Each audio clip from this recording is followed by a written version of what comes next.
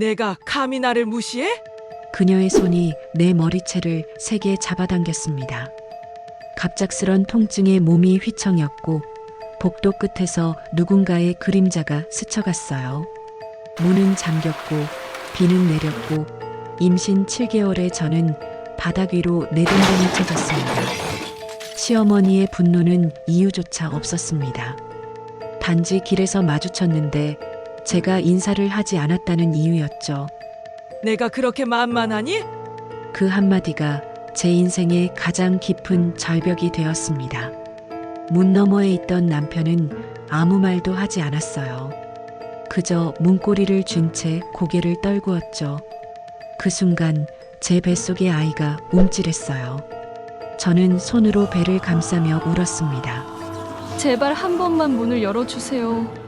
하지만 대답 대신 들린 건 현관문이 닫히는 소리였어요. 그날 이후 제 이름은 세상에서 사라졌습니다. 병원에서도 시댁에서도 심지어 가족 카톡방에서도 모두가 모른 척했죠. 하지만 아무도 몰랐을 겁니다. 제가 누구의 딸인지 그리고 어떤 피가 제 몸 안에 흐르는지. 그로부터 단 하루 만에 시댁 문 앞에는 수십 대의 카메라가 몰려들었습니다. 경찰차, 기자들, 그리고 냉정한 한 남자의 목소리. 가정폭력 피해자는 제 딸입니다. 그 목소리의 주인은 바로 현직 경찰청장 윤명호. 그리고 그 딸이 바로 저였죠. 경찰청장 딸인 줄 모르고 임신한 며느리를 폭행한 시어머니. 그리고 그날 이후 박살난 시댁. 지금부터 그날의 진실을 말씀드리겠습니다. 안녕하세요. 이야기 시작 전 구독, 좋아요와 함께 어디서 보고 계신지 댓글로 남겨주세요. 반갑게 인사를 드리고 싶습니다. 사연 그럼 시작합니다. 초봄 장대비가 서울 양천구를 휩쓸고 있었습니다. 임신 7개월 차의 윤서진은 산부인과 정기검진을 마치고 버스에서 내렸습니다. 양손에는 묵직한 장바구니가 들려 있었죠. 영양간식과 비타민, 처방전이 가득 들어있는 비닐봉지가 빗물에 젖어 미끄러웠습니다. 우산대가 거센 바람에 꺾일 듯 흔들렸습니다. 서진은 불룩한 배를 한 손으로 감싸며 천천히 걸었습니다. 발밑의 보도블록은 비에 젖어 미끄러웠고 한 걸음 한 걸음이 조심스러웠죠. 횡단보도 앞에 도착한 서진은 빨간 신호등을 바라보며 잠시 숨을 고릅니다. 그때였습니다. 맞은편에서 익숙한 실루엣이 눈에 들어왔죠. 시어머니 박영자였습니다. 62세의 영자는 우산도 없이 비를 맞으며 누군가와 통화 중이었습니다. 목소리가 꽤 크게 들렸죠. 무언가 화가 난 듯한 톤이었습니다. 신호가 바뀌었습니다. 사람들이 한꺼번에 움직이기 시작했죠. 서진은 시선을 재빨리 돌렸습니다. 마치 영자를 못 본 것처럼 빠르게 발걸음을 재촉했습니다. 우산을 깊게 내려 얼굴을 가렸죠. 심장이 빠르게 뛰기 시작했습니다. 미끄러운 보도블록에 발이 헛디뎠습니다. 서진은 중심을 잃고 휘청거렸죠. 다행히 근처 편의점 어닝 아래로 몸을 피할 수 있었습니다. 가쁜 숨을 몰아쉬며 배를 쓰다듬었습니다. 뱃속의 아기가 발로 차는 듯한 느낌이 들었죠. 편의점에 들어가 따뜻한 초코우유를 집어들었습니다. 계산대 앞에 서자 갑작스런 복통이 찾아왔습니다. 긴장 때문인 것 같았죠. 계산원이 걱정스런 눈빛으로 물었습니다. 괜찮으세요? 네, 괜찮습니다. 서진은 억지로 미소를 지었습니다. 계산대 앞 TV에서는 뉴스가 흘러나왔죠. 가정폭력 신고가 증가했다는 단신이 스쳐 지나갔습니다. 서진은 무심한 듯 시선을 돌렸습니다. 아파트 엘리베이터 안은 퀴퀴한 냄새가 났습니다. 한 입주민이 씁쓸한 시선으로 서진을 바라보다 이내 고개를 돌렸죠. 피곤한 도시의 저녁, 모두가 지쳐 있었습니다. 엘리베이터가 12층에 멈췄습니다. 현관 앞에는 택배 상자들이 쌓여 있었습니다. 유모차 부품과 아기 속삭이가 들어있는 박스들이었죠. 곧 태어날 아이를 위한 준비물들이었습니다. 서진은 작은 기대감과 함께 불안감도 느꼈습니다. 현관문을 열고 들어서자 카톡 알림음이 연속으로 울렸습니다. 시댁 단톡방이었죠. 김장김치 나눔 일정과 제사 날짜 조정에 대한 논쟁이 한창이었습니다. 서진은 메시지를 확인만 하고 답장은 하지 않았습니다. 젖은 우산을 현관 구석에 세워두고 깊은 한숨을 내쉬었습니다. 거실 창밖으로 보이는 빗줄기가 더욱 거세졌죠. 왜 시어머니를 보고도 모른 척 했을까요? 서진 자신도 그 이유를 설명하기 어려웠습니다. 하지만 분명한 이유가 있었죠. 아직은 누구도 모르는 서진만이 아는 그 이유가 말입니다. 저녁 8시 30분 집 전화가 울렸습니다. 발신자 표시에는 시어머니라고 떴죠. 서진은 잠시 망설이다가 수화기를 들었습니다. 여보세요. 길에서 봤는데 왜 인사를 안 하니? 영자의 목소리는 차갑고 날카로웠습니다. 서진은 입술을 깨물었죠. 죄송합니다. 못 봤어요. 못 봤다고? 눈이 마주쳤는데? 거실 한쪽에서는 남편 정도연의 게임 소리가 들렸습니다. 헤드셋을 끼고 게임에 열중한 도연은 아내의 전화 통화를 듣지 못하는 듯 했죠. 아니, 어쩌면 일부러 모른 척하는 것일지도 모릅니다. 며느리가 시어머니를 길에서 봤으면 당연히 인사를 해야지. 그게 기본 예의 아니니? 영자의 목소리가 점점 높아졌습니다. 서진은 배를 쓰다듬으며 진정하려 애썼죠. 정말 죄송합니다. 다음부터 조심하겠습니다. 조심한다고 끝이야? 너희 집안은 예의를 안 가르쳤니? 체면이 말이 아니구나. 통화가 끊긴 후 시댁 단톡방에 메시지가 올라왔습니다. 영자가 쓴 글이었죠. 직접적으로 서진을 지목하지는 않았지만 누가 봐도 서진을 겨냥한 내용이었습니다. 요즘 며느리들의 예의 없음을 한탄하는 글이었죠. 도연이 게임을 끝내고 거실로 나왔습니다. 무슨 일이야? 어머니한테 전화 왔었어요. 오늘 길에서 봤는데 인사 안 했다고. 도연은 한숨을 쉬었습니다. 엄마가 원래 좀 예민하셔. 그냥 넘어가자. 내가 나중에 잘 말씀드릴게. 서진은 아무 말도 하지 않았습니다. 도연의 그런 태도가 이미 익숙했으니까요. 늘 그랬습니다. 엄마가 원래 그렇다며 넘어가자며 회피하기 바빴죠. 갑자기 초인종이 울렸습니다. 이 시간에 누가 왔을까요? 서진은 불안한 마음으로 인터폰 화면을 확인했습니다. 아무도 없었죠. 빗물 때문에 오작동한 것 같았습니다. 엘리베이터 홀에는 공지문이 붙어 있었습니다. 복도 CCTV가 고장나서 다음 주에 교체한다는 내용이었죠. 서진은 왠지 모를 불안감을 느꼈습니다. 밖에서는 배달 오토바이 소리와 택배 차량의 드르륵 소리가 들렸습니다. 하지만 집안은 이상하리만큼 조용했죠. 서진은 침실로 들어가 태아 심박 어플을 켰습니다. 규칙적인 심장 소리가 들렸습니다. 그제야 조금 안정이 되었죠. 침대 옆 탁자 위에는 결혼식 사진이 놓여 있었습니다. 행복해 보이는 두 사람의 모습이었죠. 그 옆에는 축하 화환의 리본 조각이 있었습니다. 누군가 보낸 것 같은데 서진은 그것이 누구의 것인지 굳이 설명하지 않았습니다. 아직은 때가 아니었으니까요. 창밖의 비는 그칠 줄 몰랐습니다. 서진은 뱃속의 아기에게 속삭였죠. 괜찮아. 엄마가 지켜줄게. 하지만 그 말이 과연 지켜질 수 있을까요? 서진 자신도 확신할 수 없었습니다. 체면과 예의라는 이름으로 포장된 억압이 얼마나 무거운지 서진은 너무나 잘 알고 있었으니까요. 밤 10시 40분 초인종이 미친 듯이 울렸습니다. 한 번, 두 번, 세 번 연타로 누르는 소리가 집안을 가득 채웠죠. 도연은 침실에서 나오지 않았습니다. 내가 나갈 분위기가 아니야. 작은 목소리로 중얼거리는 도연의 목소리가 들렸습니다. 서진은 천천히 현관으로 걸어갔죠. 인터폰 화면에는 영자가 보였습니다. 비에 쫄딱 젖은 채 현관 앞에 서 있었죠. 문을 여는 순간 영자가 신발을 신은 채로 집 안으로 밀고 들어오려 했습니다. 서진은 예의를 지키며 말했죠. 어머니, 거실로 들어오세요. 하지만 영자는 현관에서 고성을 질렀습니다. 거실은 무슨 거실이야? 너 같은 며느리한테 내가 무슨 할 말이 있겠니?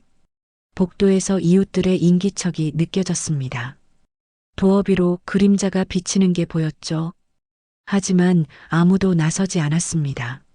남의 집안일에 끼어들고 싶지 않았던 거죠. 며느리 교육은 시집에서 하는 거야. 내 엄마가 뭘 가르쳤길래 이 모양이니? 영자의 목소리는 점점 더 커졌습니다. 서진은 최대한 침착하게 대응하려 했죠. 죄송합니다, 어머니. 제가 잘못했어요. 잘못했다고? 말로만? 진심이 하나도 안 느껴져. 도연이 마지못해 거실로 나왔습니다. 하지만 제대로 된 한마디도 하지 못했죠. 엄마, 오해야. 서진이가. 너는 가만히 있어. 내가 며느리 교육시키는데 왜 끼어들어? 영자는 구식권위를 내세웠습니다. 시집에서 며느리를 가르치는 건 당연한 일이라고, 그게 전통이라고 목소리를 높였죠. 서진은 초인적인 침착함을 유지하려 애썼습니다. 알겠습니다, 어머니. 내일 찾아뵙고 제대로 사과드릴게요. 내일? 지금 당장 무릎 꿇고 사과해야지. 영자가 손을 들었습니다. 손찌검을 하려는 듯한 위협적인 제스처였죠. 서진은 몸을 돌려 문을 닫으려 했습니다. 하지만 영자의 발이 문틈에 끼어 있었죠. 문이 제대로 닫히지 않았습니다. 균형을 잃은 서진이 휘청거렸습니다. 그 순간 영자의 손이 서진의 머리카락을 움켜쥐었습니다. 날카로운 통증이 두피를 파고들었죠. 어디서 감히 어른한테 문을 닫으려고 해? 서진은 비명을 지르려다가 참았습니다. 뱃속의 아기가 놀랄까 봐서였죠. 양손으로 배를 감싸며 버텼습니다. 머리카락이 잡힌 채로 복도로 끌려나갔습니다. 발에는 실내 슬리퍼 한 짝만 신겨져 있었죠. 복도의 센서등이 꺼졌다 켜졌다를 반복했습니다. 마치 공포영화의 한 장면 같았죠. 영자는 계속해서 욕설을 퍼부었습니다. 눈빛부터가 싸가지 없어. 시부모를 무시해도 유분수지. 비가 틈새로 들이쳐 복도 바닥에 무릉덩이를 만들었습니다. 서진은 미끄러운 바닥에서 중심을 잡으려 애썼죠. 배를 감싼 채로 충격으로 인한 복통을 호소했습니다. 아, 배가 아파요. 이웃들은 문틈으로만 상황을 지켜봤습니다. 누구도 선뜻 나서지 않았죠. 한국 아파트의 현실이었습니다. 남의 집 일에 끼어들었다가 오히려 피해를 볼까봐 두려웠던 거죠. 영자는 휴대폰을 꺼내 손전등을 켰습니다. 그리고 영상을 촬영하기 시작했죠. 다 찍어둬야겠네. 증거로 남겨야지. 며느리가 얼마나 버릇없는지. 아이러니하게도 그 영상은 훗날 영자 자신에게 불리한 증거가 될 운명이었습니다. 복도 맞은편의 CCTV는 정상 작동 중이었죠. 빨간 LED가 깜빡이고 있었습니다. 도연은 집 안에서 전화를 거는 척했지만 실제로는 아무런 조치도 취하지 않았습니다. 그저 상황이 빨리 끝나기만을 바랐죠. 비겁한 방관자였습니다. 서진이 주저앉았습니다. 눈물이 흘러내렸죠. 그때 누군가의 목소리가 들렸습니다. 경찰 부르세요. 지금 당장. 경비원 최만석이었습니다. 56세의 만석은 순찰 중에 소란을 듣고 달려온 것이었죠. 그는 상황의 심각성을 즉시 파악했습니다. 임산부가 폭행당하고 있다는 것을 말입니다. 해시태그 못 본 척의 이유 4-6단계. 경비원 만석의 목소리가 복도에 울려 퍼졌습니다. 그의 손에는 무전기가 들려 있었죠. 영자는 잠시 당황한 표정을 지었지만 이내 더욱 목소리를 높였습니다. 경찰이요? 내가 무슨 죄를 지었다고. 만석은 침착하게 상황을 정리했습니다. 56세의 그는 이런 일을 처음 보는 게 아니었죠. 택배기사로 일하다가 부상 후 경비직으로 전직한 그는 단지 내 모든 세대의 상황을 꿰뚫고 있었습니다. 임산부 폭행은 중범죄입니다. 지금 즉시 손을 놓으세요. 영자는 마지못해 서진의 머리카락을 놓았습니다. 서진은 복도 벽에 기대어 가쁜 숨을 몰아쉬었죠. 배가 단단하게 뭉치는 느낌이 들었습니다. 이건 평소와 다른 통증이었어요. 구급차가 도착하는 데는 15분이 걸렸습니다. 그 사이 만석은 자신의 순찰 노트에 상황을 꼼꼼히 기록했죠. 시간, 장소, 목격한 내용을 빠짐없이 적었습니다. 복도 CCTV가 깜빡이는 것도 확인했죠. 구급대원들이 서진을 들것에 옮기는 동안 도연이 뒤늦게 복도로 나왔습니다. 그의 얼굴은 창백했고 손은 미세하게 떨리고 있었죠. 서진아, 괜찮아? 서진은 대답하지 않았습니다. 아니, 대답할 수 없었죠. 배의 통증이 점점 심해지고 있었습니다. 구급대원이 산소 마스크를 씌우며 말했습니다. 산모님, 진정하세요. 아기는 괜찮을 거예요. 구급차 안에서 구급대원은 태아 심음을 체크했습니다. 다행히 아기의 심장은 규칙적으로 뛰고 있었죠. 하지만 서진의 혈압이 위험 수준으로 올라가 있었습니다. 응급실에 도착하자마자 산부인과 의사가 달려왔습니다. 초음파 검사가 시작되었죠. 의사의 표정이 심각했습니다. 자궁 수축이 시작됐네요. 조산 위험이 있습니다. 서진의 눈에서 눈물이 흘러내렸습니다. 아직 7개월밖에 안 됐는데 아기가 너무 일찍 나오면 어떡하죠? 의료진은 신속하게 진정제와 자궁수축 억제제를 투여했습니다. 병원 복도에서 간호사가 도연에게 서류를 건넸습니다. 경찰 신고를 하셔야 합니다. 임산부 폭행은 중대한 범죄예요. 도연은 펜을 들었다가 내려놓기를 반복했습니다. 그의 머릿속은 복잡했죠. 어머니를 신고한다는 것, 그게 가능한 일일까요? 영자는 병원에 나타나지 않았습니다. 집으로 돌아간 것 같았죠. 만석은 경찰이 올 때까지 응급실 앞을 지켰습니다. 그는 증인으로서의 책임을 다하려 했습니다. 병실로 옮겨진 서진은 천장을 바라보며 생각에 잠겼습니다. 왜 인사를 하지 않았을까요? 그 이유를 말해야 할까요? 아니면 계속 침묵해야 할까요? 복잡한 감정이 머릿속을 가득 채웠죠. 의사가 다시 들어왔습니다. 다행히 자궁 수축은 멈췄습니다. 하지만 절대 안정이 필요해요. 스트레스를 받으면 안 됩니다. 서진은 고개를 끄덕였습니다. 하지만 이 상황에서 스트레스를 받지 않는다는 게 가능할까요? 창밖으로 보이는 도시의 불빛이 흐릿하게 번졌습니다. 비는 여전히 내리고 있었죠. 병실의 새벽은 고요했습니다. 서진은 잠들지 못한 채 천장을 바라보고 있었죠. 옆 침대는 비어 있었습니다. 간호사가 2시간마다 들어와 상태를 체크했습니다. 도연이 의자에 앉아 졸고 있었습니다. 그의 얼굴에는 피로가 가득했죠. 서진은 그런 남편을 바라보며 복잡한 감정을 느꼈습니다. 분노와 실망, 그리고 연민이 뒤섞여 있었죠. 새벽 4시 서진의 휴대폰이 진동했습니다. 친정어머니 소연의 메시지였죠. 잘 지내니? 갑자기 내 생각이 나서. 서진은 답장을 하려다가 멈췄습니다. 어머니에게 이 일을 알려야 할까요? 아니면 숨겨야 할까요? 손가락이 화면 위를 맴돌았지만 결국 아무것도 쓰지 못했습니다. 아침이 되자 경찰 전담팀이 병실을 찾아왔습니다. 여성 경찰관이 조심스럽게 물었죠. 피해 진술을 하시겠습니까? 서진은 망설였습니다. 진술을 하면 모든 게 공식화됩니다. 시어머니가 가해자가 되고 자신이 피해자가 되는 거죠. 가족이 무너지는 시작점이 될 수도 있습니다.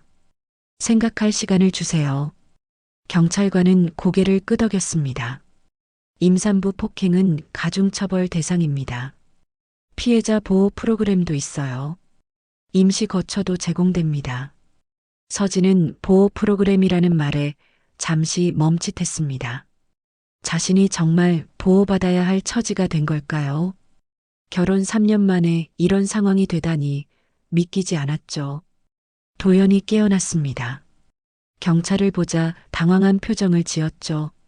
신고를 안 하기로 했잖아. 제가 한 게 아니에요. 경비 아저씨가. 도연은 한숨을 쉬었습니다. 그리고 경찰관에게 말했죠. 가족 간의 일입니다. 크게 만들고 싶지 않아요. 경찰관은 단호하게 대답했습니다. 가정폭력도 명백한 범죄입니다. 특히 임산부 폭행은 더욱 그렇죠. 서진은 배를 쓰다듬었습니다. 뱃속의 아기는 조용했죠. 어젯밤의 충격으로 지쳤을까요? 아니면 엄마의 고민을 느끼고 있는 걸까요? 점심 무렵 시댁 쪽 친척들이 병원을 찾아왔습니다. 그들은 서진을 보며 혀를 찼죠. 어떻게 시어머니를 신고할 생각을 해? 집안 망신이야. 서진은 아무 말도 하지 않았습니다. 대신 창밖을 바라봤죠. 비는 그쳤지만 하늘은 여전히 흐렸습니다. 오후가 되자 병원 복도가 소란스러워졌습니다. 기자인 것 같았죠. 어떻게 알았는지 임산부 폭행 사건을 취재하러 온 모양이었습니다. 간호사들이 나서서 막았지만 완전히 차단하기는 어려웠죠. 서진은 결심했습니다. 이대로는 안 됩니다. 무언가 바뀌어야 해요. 하지만 어떻게 시작해야 할까요? 그 방법을 아직 찾지 못했습니다. 저녁이 되어 의사가 회진을 왔습니다. 내일 퇴원 가능합니다. 하지만 절대 안정을 취하셔야 해요. 퇴원이라는 말에 서진은 불안해졌습니다. 집으로 돌아가야 한다는 뜻이었죠. 그 집, 어제 폭행을 당한 그곳으로 말입니다. 다음 날 아침 서진은 퇴원 준비를 했습니다. 도연이 짐을 챙기는 동안 서진은 경찰 전담팀이 남긴 서류를 다시 꺼내봤습니다. 피해자 진술서와 보호 신청서가 있었죠. 펜을 들었습니다. 손이 떨렸지만 이번에는 멈추지 않았습니다. 한 글자 한 글자 정성껏 써내려갔죠. 어제 있었던 일을 상세히 기록했습니다. 도연이 돌아보며 물었습니다. 뭐 하는 거야? 진술 썼어요. 도연의 얼굴이 굳었습니다. 정말 할 거야? 우리 엄마를, 우리 아기를 지켜야 해요. 서진의 목소리는 단호했습니다. 처음으로 자신의 의견을 분명히 말한 것이었죠. 도연은 아무 말도 하지 못했습니다. 병원을 나서는 순간 서진의 휴대폰이 울렸습니다. 모르는 번호였죠. 받아보니 관할 경찰서의 가정폭력 전담팀이었습니다. 진술서 접수됐습니다. CCTV 확인 결과 명백한 폭행이 확인됐어요. 서진은 숨을 깊게 들이쉬었습니다. 이제 돌이킬 수 없었죠. 사건이 공식화된 것입니다. 집에 도착하니 현관 앞이 깨끗이 정리되어 있었습니다. 어젯밤의 흔적은 사라졌죠. 하지만 서진의 기억 속에는 생생히 남아 있었습니다. 오후 2시 관할 파출소에서 사건이 접수되었습니다. 컴퓨터 화면에 떴죠. 가정폭력, 임산부 폭행, CCTV 증거 확보. 이 세 가지 키워드가 시스템에 빨간색으로 표시되었습니다. 담당 경찰관이 상급자에게 보고했습니다. 특이사항입니다. 임산부 폭행이고 증거가 명확합니다. 보고서는 지방청으로 올라갔습니다. 그리고 거기서 다시 상부로 전달되었죠. 평소였다면 그냥 묻혔을 수도 있는 사건이었지만 이번은 달랐습니다. 경찰청 야간 브리핑 자료 중에 이 사건이 포함되었습니다. 빨간 스티커가 붙은 채로 말이죠. 누군가가 이 파일을 유심히 들여다봤습니다. 피해자 이름을 확인한 순간 그의 표정이 굳어졌죠. 서진은 집에서 짐을 싸기 시작했습니다. 도연이 물었습니다. 어디 가려고? 잠시 친정에 갈게요. 그럴 필요 없어. 내가 엄마한테 말할게. 서진은 고개를 저었습니다. 이제는 달라져야 해요. 우리 아기를 위해서라도. 서진이 현관을 나서는 순간 복도에서 만석과 마주쳤습니다. 그는 걱정스러운 표정으로 물었죠. 괜찮으세요? 네, 괜찮아요. 어제는 감사했습니다. 만석은 고개를 끄덕였습니다. 당연한 일을 했을 뿐입니다. 조심해서 가세요. 서진은 엘리베이터를 타고 내려갔습니다. 이제 새로운 세계로 들어서는 것이었죠. 침묵하던 피해자에서 자신의 권리를 주장하는 사람으로 변화하는 순간이었습니다. 밖에는 해가 나고 있었습니다. 어제의 비가 거짓말처럼 사라졌죠. 서진은 택시를 잡아탔습니다. 운전기사가 물었습니다. 어디로 모실까요? 서진은 잠시 망설이다가 대답했습니다. 강남구 대치동이요. 친정으로 가는 길이었습니다. 하지만 아직 어머니에게는 아무것도 말하지 않을 생각이었죠. 특별한 이유가 있었습니다. 그 이유는 나중에 밝혀질 것이었지만 지금은 아직 때가 아니었습니다. 친정집 현관문이 열렸습니다. 58세의 소연이 딸을 보자 놀란 표정을 지었죠. 서진의 얼굴이 평소와 달랐습니다. 눈가가 부어 있었고 안색도 창백했죠. 무슨 일이니? 갑자기 웬일이야? 서진은 어머니를 안으며 눈물을 참았습니다. 소연의 품은 따뜻했지만 서진은 여전히 진실을 말할 수 없었죠. 특별한 이유가 있었습니다. 거실로 들어가며 소연이 물었습니다. 도연이는 같이 안 왔니? 일이 있어서요. 소연은 딸의 표정을 살피며 차를 준비했습니다. 따뜻한 유자차 향이 거실을 가득 채웠죠. 서진은 차를 마시며 조금씩 안정을 찾았습니다. 엄마, 저 며칠만 있다가 갈게요. 소연은 고개를 끄덕였습니다. 굳이 이유를 묻지 않았죠. 딸이 말하고 싶을 때 말할 거라고 생각했습니다. 하지만 마음 한구석에는 불안감이 자리 잡고 있었어요. 저녁 준비를 하는 동안 소연은 딸을 곁눈질로 살폈습니다. 서진이 배를 자주 쓰다듬는 것을 봤죠. 평소와는 다른 불안한 손길이었습니다. 아기는 괜찮니? 네, 괜찮아요. 대답은 짧았지만 목소리에는 미세한 떨림이 있었습니다. 소연은 무언가 일이 있다는 것을 직감했죠. 하지만 딸이 먼저 말할 때까지 기다리기로 했습니다. 밤 9시 서진의 휴대폰이 울렸습니다. 도연이었죠. 서진은 방으로 들어가 통화를 받았습니다. 엄마가 너 찾아. 사과하고 싶다고. 지금은 시간이 필요해요. 언제까지 친정에 있을 거야? 서진은 대답하지 않았습니다. 도연의 한숨소리가 들렸죠. 통화가 끝난 후 서진은 침대에 누웠습니다. 천장을 바라보며 생각에 잠겼죠. 다음 날 아침 소연이 아침 식사를 준비했습니다. 미역국과 계란찜, 나물 반찬들이 차려졌죠. 임산부를 위한 정성스러운 상차림이었습니다. 식사를 하며 소연이 조심스럽게 말했습니다. 서진아, 혹시 시댁에 무슨 일 있니? 서진은 숟가락을 멈췄습니다. 어머니의 눈을 똑바로 볼 수 없었죠. 그 순간 소연의 휴대폰이 울렸습니다. 모르는 번호였어요. 여보세요? 안녕하세요. 경찰서 가정폭력 전담팀입니다. 윤서진 씨 어머님이신가요? 소연의 얼굴이 굳어졌습니다. 서진이 손을 뻗어 전화를 받으려 했지만 소연은 고개를 저으며 계속 통화를 이어갔죠. 무슨 일인가요? 따님이 피해자 보호 프로그램 신청을 하셨는데 보호자 확인이 필요합니다. 소연은 딸을 바라봤습니다.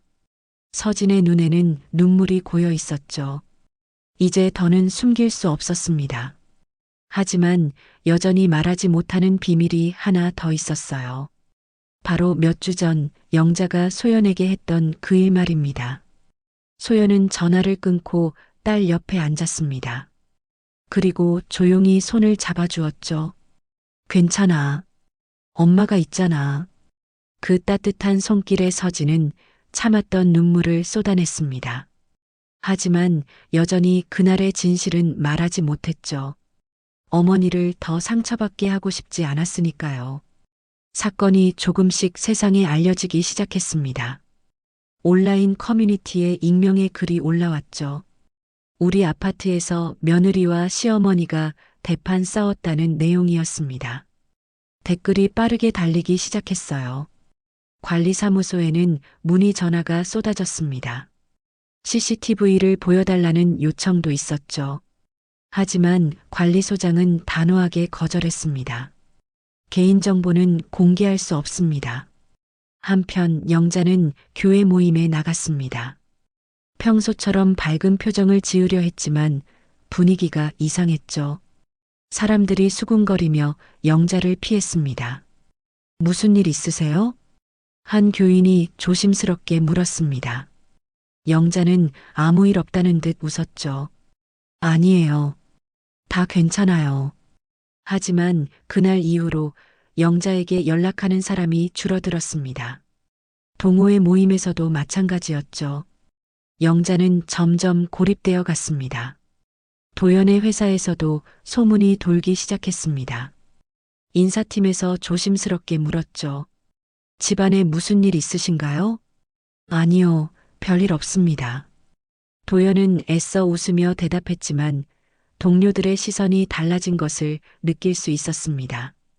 점심시간에도 혼자 먹는 날이 많아졌죠.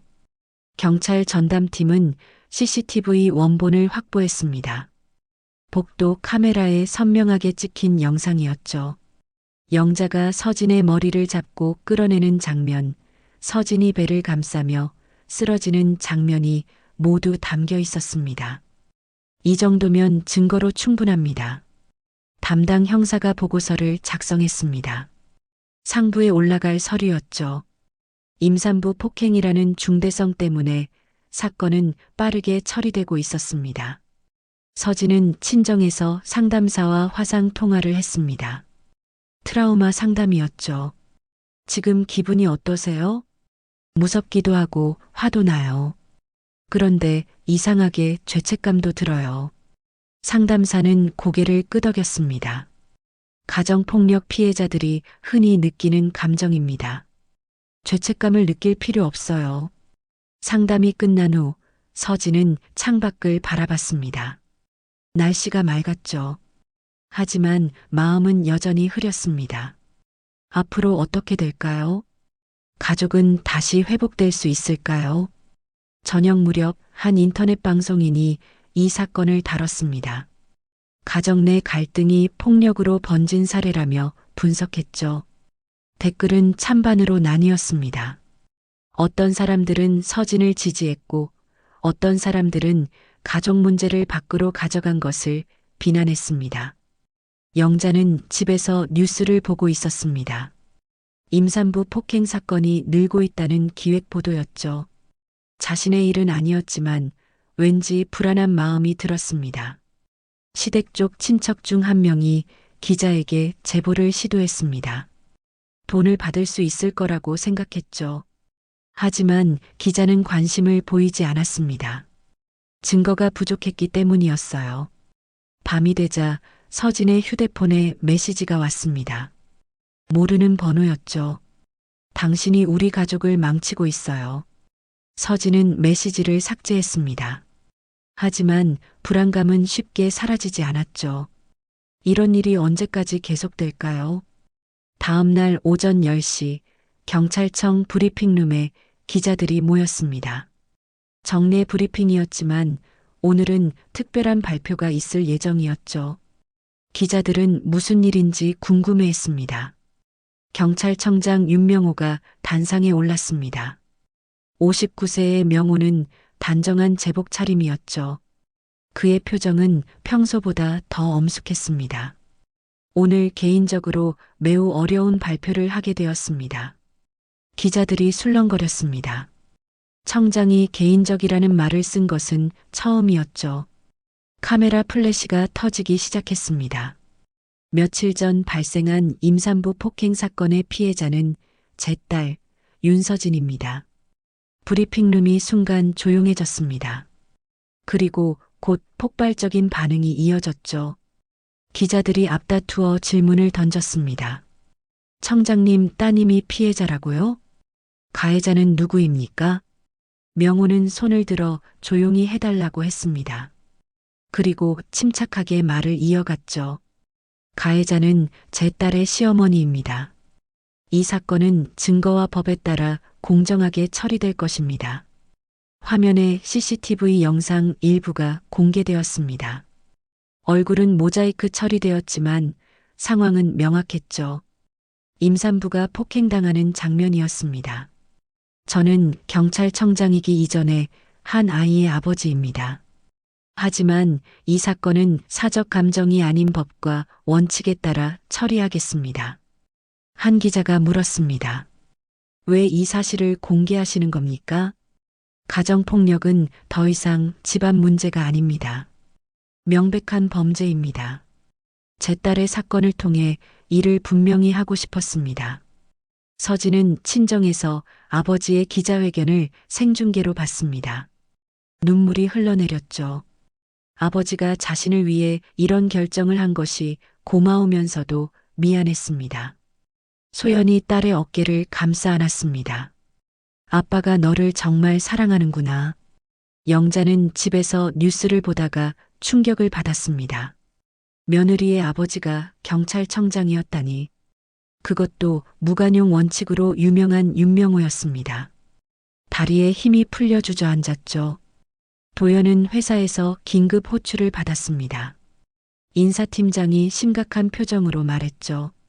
일단 집에 가서 상황을 정리하세요. 당분간 재택근무하시죠. 사실상 대기 발령이었습니다. 도연은 짐을 싸며 복잡한 심정이 되었죠. 어머니 때문에 자신의 인생도 무너지고 있었습니다. 온라인은 폭발했습니다. 경찰청장 딸 폭행 사건이 실시간 검색어 1위에 올랐죠. 댓글이 수천 개씩 달렸습니다. 대부분은 영자를 비난하는 내용이었어요. 언론들은 앞다투어 기사를 내보냈습니다. 체면과 권위에 집착한 시어머니의 폭력, 그것이 헤드라인이었죠. 영자의 과거 행적들도 하나둘 드러나기 시작했습니다. 서진의 휴대폰이 쉴 새 없이 울렸습니다. 친구들과 동료들의 위로 메시지였죠. 하지만 서진은 아무에게도 답장하지 않았습니다. 아직은 혼자 있고 싶었어요. 저녁이 되자 명호가 친정집을 찾아왔습니다. 서진은 아버지를 보자 눈물이 터졌죠. 아빠 미안해요. 미안할 게 뭐가 있니? 내가 잘못한 게 아니잖아. 명호는 딸을 안아주었습니다. 그의 품은 든든했죠. 서진은 오랜만에 안전함을 느꼈습니다. 이제부터는 법이 너를 지켜줄 거야. 하지만 서진은 알고 있었습니다. 법이 모든 것을 해결해주지는 못한다는 것을요. 상처받은 마음까지 치유해주지는 못한다는 것을 말입니다. 기자회견 이후 영자의 집 앞은 기자들로 가득했습니다. 카메라와 마이크가 현관문을 향해 있었죠. 영자는 커튼을 닫고 집 안에 숨어 있었습니다. 휴대폰은 꺼둔 채였어요. 변호사가 영자를 찾아왔습니다. 사건이 커지자 급하게 선임한 변호사였죠. 35살의 젊은 변호사는 서류를 펼치며 말했습니다. 상황이 좋지 않습니다. CCTV 영상이 너무 명확해요. 영자는 떨리는 손으로 차를 마셨습니다. 평소의 당당함은 사라지고 없었죠. 그래도 방법이 있겠죠? 저는 교육 차원에서 교육이라고 해도 폭행은 폭행입니다. 특히 임산부 폭행은 가중처벌 대상이에요. 영자의 얼굴이 더욱 창백해졌습니다. 변호사는 계속해서 불리한 상황을 설명했죠. 피해자의 아버지가 경찰청장이라는 것도 부담이었습니다. 한편 도연은 집에서 혼자 앉아 있었습니다. 회사에서는 사실상 퇴사 압박을 받고 있었죠. 거래처에서도 담당자 교체를 요구했습니다. 그의 커리어는 무너지고 있었어요. 시댁 친척들이 하나둘 연락을 끊었습니다. 체면을 중시하던 집안이 하루아침에 조롱거리가 된 것이었죠. 영자를 옹호하던 사람들도 이제는 침묵했습니다. 서진은 여전히 친정에 있었습니다. 하지만 마음이 편하지 않았죠. 인터넷에는 자신을 비난하는 댓글도 많았습니다. 가족을 팔아먹었다는 비난이었어요. 시어머니가 잘못했지만 경찰청장 아버지 권력으로 압박하는 것 아니냐? 집안일을 이렇게 크게 만들 필요가 있었나? 서진은 댓글을 보다가 휴대폰을 내려놓았습니다. 눈물이 났죠. 자신이 피해자인데 왜 이런 비난을 받아야 하는 걸까요? 소연이 딸의 방으로 들어왔습니다. 서진이 우는 것을 본 소연은 조용히 곁에 앉았죠. 괜찮아. 시간이 지나면 다 잊혀질 거야. 하지만 소연의 목소리에도 불안감이 묻어났습니다. 자신도 과거에 영자에게 당한 일이 있었지만 딸에게는 말할 수 없었죠. 그 기억이 다시 떠올라 가슴이 아팠습니다. 영자는 명예훼손으로 역고소를 준비했습니다. 하지만 변호사는 고개를 저었죠. 오히려 불리해질 수 있습니다. 증거가 너무 명확해요. 영자는 분노했습니다. 자신이 이렇게 무너질 줄은 꿈에도 몰랐죠. 평생 쌓아온 체면과 권위가 한순간에 사라졌습니다. 경찰 조사가 진행되었습니다. 영자는 경찰서에 출석해야 했죠. 기자들이 경찰서 앞에서 기다리고 있었습니다. 영자는 모자를 깊게 눌러쓰고 얼굴을 가렸어요. 조사실에서 영자는 계속 변명했습니다. 며느리가 예의가 없어서 가르치려고 했을 뿐이에요. 하지만 형사는 단호했습니다.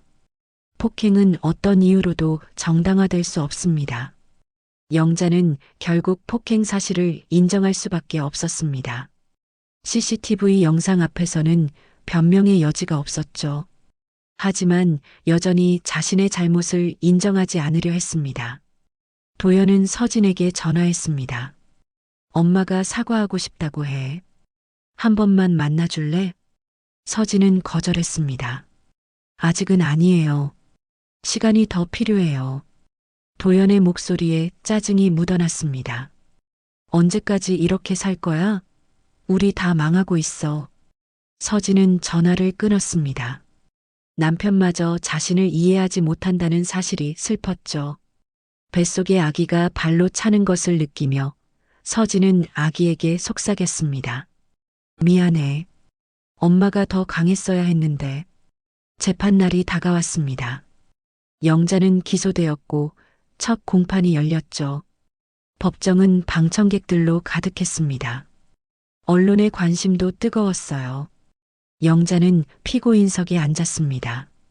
한때 당당했던 그녀의 모습은 찾아볼 수 없었죠. 깊게 패인 주름과 초췌한 얼굴이 그동안의 고통을 보여주고 있었습니다. 검사가 기소 내용을 읽었습니다. 임산부 폭행, 모욕, 협박. 죄목이 하나하나 나열될 때마다 영자의 고개는 점점 숙여졌죠. 증인석에 만석이 올랐습니다. 그는 그날 목격한 것을 상세히 증언했어요. 피해자가 배를 감싸며 고통스러워했습니다. 임신 7개월의 산모였죠. 만석의 증언은 명확하고 구체적이었습니다.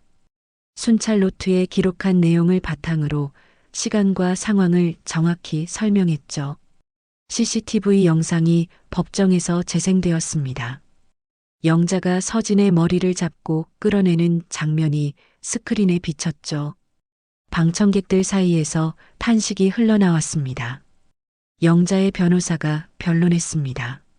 피고인은 며느리를 교육하려던 의도였을 뿐입니다. 하지만 판사는 고개를 저었습니다. 교육이라는 명목으로 폭력을 정당화할 수는 없습니다. 도연이 증인으로 출석했습니다. 그는 어머니와 아내 사이에서 갈등했죠. 결국 그는 사실대로 증언할 수밖에 없었습니다. 어머니가 평소에도 아내에게 심한 말을 자주 하셨습니다. 영자는 아들의 증언에 충격을 받았습니다. 자신을 배신했다고 생각했죠. 하지만 도연도 더는 거짓말을 할 수 없었습니다. 서진은 피해자 진술을 했습니다. 법정에서 그날의 공포를 다시 떠올리는 것은 고통스러웠죠. 목소리가 떨렸지만 끝까지 진술을 마쳤습니다. 저는 임신 7개월의 산모였습니다. 아기가 위험할 수 있었어요. 판사가 영자에게 물었습니다. 피고인, 마지막으로 하실 말씀이 있습니까? 영자는 한참 동안 침묵했습니다. 그리고 떨리는 목소리로 말했죠. 저는 잘못한 게 없다고 생각했습니다. 법정이 술렁거렸습니다. 반성의 기미가 보이지 않는 영자의 태도에 사람들은 분노했죠. 선고가 내려졌습니다. 징역 1년, 집행유예 2년, 사회봉사 200시간, 그리고 피해자 접근 금지 명령이었죠. 영자는 고개를 들 수 없었습니다. 법원을 나서는 영자를 기자들이 둘러쌌습니다. 플래시가 터졌고 마이크가 들이밀어졌죠. 영자는 얼굴을 가리며 급하게 차에 올랐습니다. 집으로 돌아온 영자는 거실에 주저앉았습니다. 모든 것이 무너졌죠. 체면, 권위, 자존심, 그리고 가족까지. 텅 빈 집에는 영자의 흐느낌만 울려 퍼졌습니다. 도연은 법원 밖에서 서진을 기다렸습니다. 하지만 서진은 다른 출구로 나갔죠. 부부 사이의 거리는 점점 멀어지고 있었습니다. 서진은 친정으로 돌아왔습니다. 재판은 끝났지만 마음의 상처는 아직 아물지 않았죠. 거울을 보니 많이 야위어 있었습니다. 배만 불룩했을 뿐 얼굴과 팔다리는 앙상했어요. 그날 밤 서진은 잠을 이룰 수 없었습니다.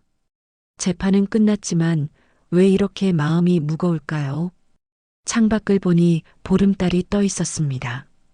달빛이 방 안을 은은하게 비추고 있었죠. 새벽 3시 소연이 물을 마시러 부엌에 나왔다가 서진의 방에서 불빛을 봤습니다. 조심스럽게 문을 두드렸죠. 서진아, 안 자니? 엄마, 들어오세요. 소연이 들어와 딸 옆에 앉았습니다. 서진의 눈가가 빨갛게 부어 있었죠. 소연은 딸의 손을 잡았습니다. 엄마, 제가 시어머니를 못 본 척한 이유를 아직 말씀드리지 못했어요. 소연은 놀란 표정을 지었습니다. 그동안 궁금했지만 묻지 않았던 것이었죠. 서진은 깊은 숨을 쉬고 말하기 시작했습니다. 사실 3주 전에 있었던 일이에요. 엄마가 시장에서 장을 보고 있을 때였죠. 소연의 얼굴이 굳어졌습니다. 그날의 기억이 떠올랐기 때문이었죠. 제가 우연히 그 현장을 봤어요. 시어머니가 엄마에게 그런 말을 하는 것을. 서진은 눈물을 흘리며 계속 말했습니다. 시어머니가 엄마를 보고 말했죠. 출세를 위해 딸을 팔아먹은 여자라고. 경찰청장과 사돈이 되려고 딸을 이용했다고요. 소연의 눈에서도 눈물이 흘러내렸습니다. 그날의 모욕적인 순간이 다시 떠올랐죠. 엄마는 아무 말도 못하고 그 자리를 떠났죠. 저는 멀리서 그 모습을 봤어요. 엄마가 얼마나 상처받았을지. 서진은 흐느끼며 말을 이었습니다. 그래서 그날 비 오는 길에서 시어머니를 봤을 때 못 본 척했어요. 엄마를 그렇게 모욕한 사람에게 어떻게 인사를 할 수 있겠어요? 소연은 딸을 꼭 안았습니다. 두 사람은 한참 동안 울었죠. 서진이 자신을 위해 그런 선택을 했다는 것이 소연은 미안하면서도 고마웠습니다. 서진아, 내가 날 지켜주려고 그랬구나. 엄마가 받은 상처를 생각하니 도저히 참을 수가 없었어요. 이제 모든 진실이 밝혀졌습니다. 서진이 시어머니를 못 본 척한 것은 단순한 무례가 아니었죠. 어머니를 지키려는 딸의 마음이었습니다. 아침이 되자 명호가 아내와 딸을 불렀습니다. 그도 이제 진실을 알게 되었죠. 영자 씨가 우리 가족을 모욕했다면 그건 용서할 수 없는 일이야. 하지만 명호는 차분하게 말을 이었습니다. 그래도 폭력은 답이 아니었어. 서진이가 다칠 뻔했잖아. 서진은 고개를 끄덕였습니다. 아버지 말이 맞았죠. 어떤 이유로도 폭력은 정당화될 수 없었습니다. 소연이 말했습니다. 이제 그만 용서하자. 우리가 계속 미워하면 우리만 힘들어. 서진은 배를 쓰다듬었습니다. 곧 태어날 아기를 생각하니 마음이 조금씩 평온해졌죠. 아기에게는 깨끗한 세상을 보여주고 싶었습니다. 진실이 밝혀진 다음 날 서진은 결심했습니다. 더 이상 침묵하지 않기로요. 경찰청 가정폭력 전담팀과 함께 공익 캠페인에 참여하기로 한 것이었죠. 아침 9시 서진은 경찰청 회의실에 들어섰습니다. 전담팀 직원들과 캠페인 기획자들이 모여 있었어요. 테이블 위에는 침묵하지 않는 가족이라는 제목의 기획서가 놓여 있었습니다. 저희는 가정폭력 예방 캠페인을 준비 중입니다. 서진 씨의 경험이 많은 도움이 될 것 같아요. 팀장이 조심스럽게 말했습니다. 서진은 고개를 끄덕였죠. 자신의 아픔이 다른 사람에게 도움이 될 수 있다면 기꺼이 참여하고 싶었습니다. 캠페인 내용은 구체적이었습니다. 가정폭력 신고 방법, 피해자 보호제도, 임산부 특별보호조치 등이 포함되어 있었죠. 서진은 자문 역할로 참여하되 신부는 공개하지 않기로 했습니다. 한편 영자는 사회봉사를 시작했습니다. 노인복지관에서 200시간을 채워야 했죠. 처음에는 굴욕적이라고 생각했지만 시간이 지나면서 조금씩 변화가 생겼습니다. 복지관에서 만난 다른 할머니들은 영자보다 나이가 많았지만 훨씬 겸손했습니다. 그들은 서로를 존중하고 배려했죠.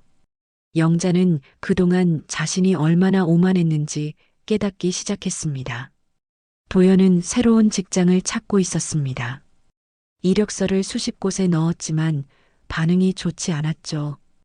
그의 이름을 검색하면 어머니의 사건이 나왔기 때문이었습니다.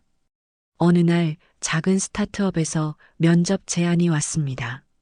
30살의 젊은 대표는 도연의 실력을 인정했죠. 과거는 중요하지 않아요. 앞으로가 중요하죠. 도연은 처음으로 희망을 느꼈습니다.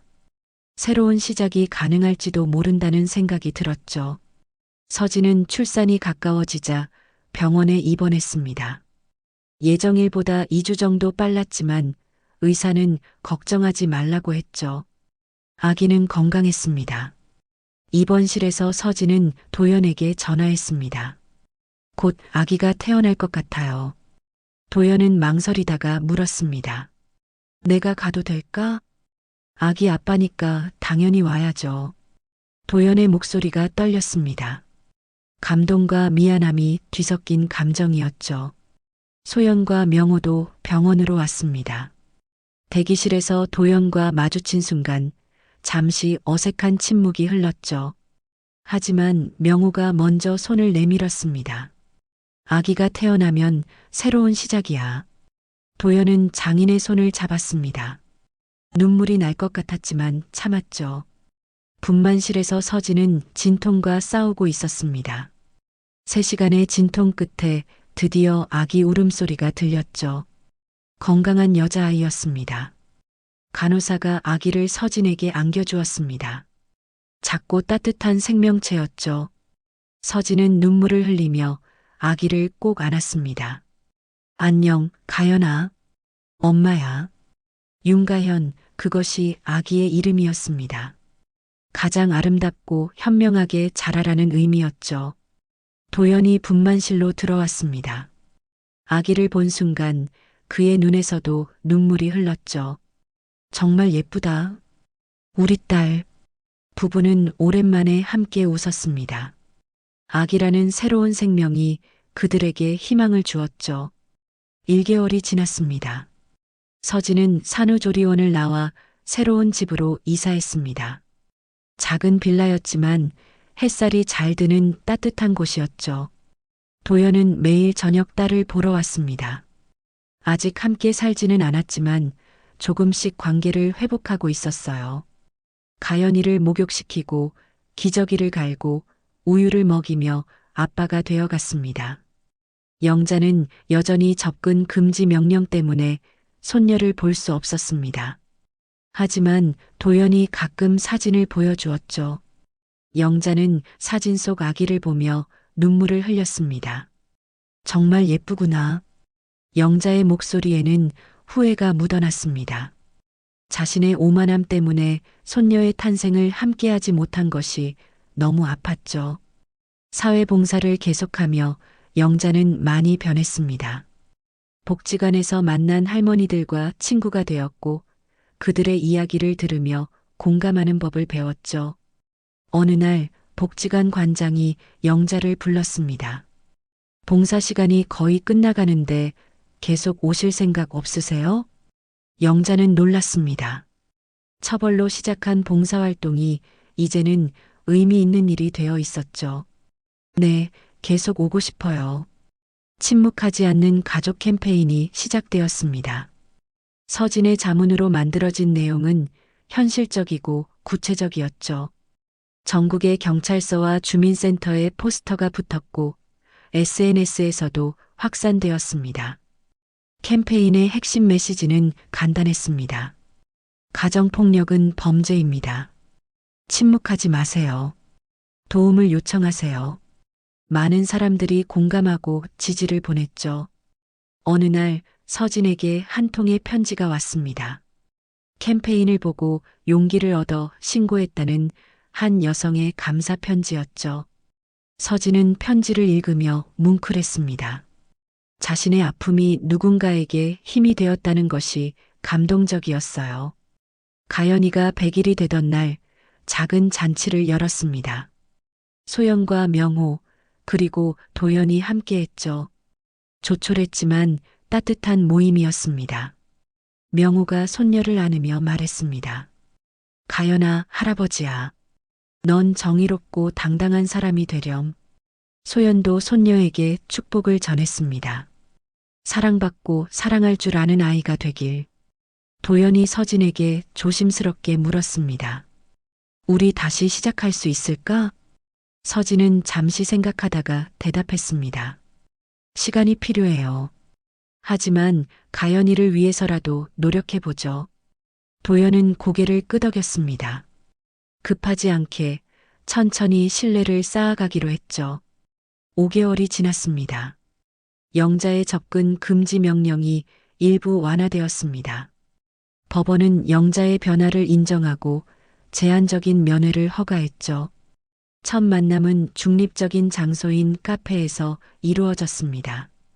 영자는 손녀를 처음 보는 순간 울음을 터뜨렸죠. 정말 미안해요, 서진아. 영자의 사과는 진심이었습니다. 오만했던 과거의 모습은 사라지고 겸손한 할머니가 되어 있었죠. 서진은 조심스럽게 가연이를 영자에게 안겨주었습니다. 할머니예요, 가연아. 영자는 떨리는 손으로 손녀를 안았습니다. 가연이가 방긋 웃자 영자의 얼굴에도 미소가 번졌죠. 1년이 지났습니다. 늦여름의 공원은 푸르고 아름다웠죠. 서진은 유모차를 밀며 산책로를 걸었습니다. 가연이는 이제 걸음마를 시작했고 엄마 아빠라는 말도 할 수 있었죠. 도연이 딸의 손을 잡고 걷고 있었습니다. 부부는 아직 완전히 회복되지는 않았지만 가족으로서 함께하고 있었어요. 매주 주말마다 이렇게 공원에 나왔죠. 벤치에 앉아 쉬는 동안 서진은 지난 1년을 돌아봤습니다. 끔찍했던 그날 밤부터 지금까지 정말 많은 일이 있었죠. 하지만 모든 것을 견뎌냈고 더 강해졌습니다. 영자는 이제 정기적으로 손녀를 만날 수 있었습니다. 한 달에 2번 공원에서 만나 함께 시간을 보냈죠. 과거의 권위적인 모습은 사라지고 자상한 할머니가 되려 노력했습니다. 그날도 영자가 공원으로 왔습니다. 손에는 가연이가 좋아하는 인형을 들고 있었죠. 가연이는 할머니를 보자 반갑게 손을 흔들었습니다. 할머니, 영자의 얼굴에 환한 미소가 번졌습니다. 손녀의 그 한마디가 세상 무엇보다 소중했죠. 서진과 영자가 나란히 벤치에 앉았습니다. 한때는 서로 증오했던 사이였지만 이제는 한 아이의 엄마와 할머니로 만날 수 있었죠. 서진아, 정말 고마워요. 기회를 줘서. 가연이에게 할머니가 필요하니까요. 두 사람은 가연이가 노는 모습을 바라보며 미소 지었습니다. 아이의 웃음소리가 공원을 가득 채웠죠. 도연의 새 직장 생활도 안정되었습니다. 스타트업은 빠르게 성장했고 도연도 인정받는 직원이 되었어요. 과거의 실수를 딛고 새롭게 시작한 것이었죠. 침묵하지 않는 가족 캠페인은 전국적으로 확산되었습니다. 가정폭력 신고율이 늘어났고 피해자 보호제도도 강화되었죠. 서진의 용기가 많은 변화를 만들어낸 것이었습니다. 저녁 노을이 공원을 붉게 물들였습니다. 서진은 가연이를 안으며 속삭였죠. 가연아, 엄마가 너를 항상 지켜줄게. 그리고 너도 누군가를 지킬 수 있는 강한 사람이 되렴. 가연이는 엄마의 품에서 행복하게 웃었습니다. 그 웃음이 서진에게는 가장 큰 위로였죠. 집으로 돌아가는 길, 서진은 문득 깨달았습니다. 못 본 척에도 이유가 있었고 침묵에도 사연이 있었죠. 하지만 가장 중요한 것은 용기를 내어 진실을 말하는 것이었습니다. 폭력은 어떤 이유로도 정당화될 수 없습니다. 그리고 침묵은 때로 더 큰 폭력을 부를 수 있죠. 서진은 이제 그것을 알았습니다. 유모차를 밀며 걷는 서진의 발걸음은 가벼웠습니다. 상처는 아직 완전히 아물지 않았지만 희망을 품고 살아갈 수 있었죠.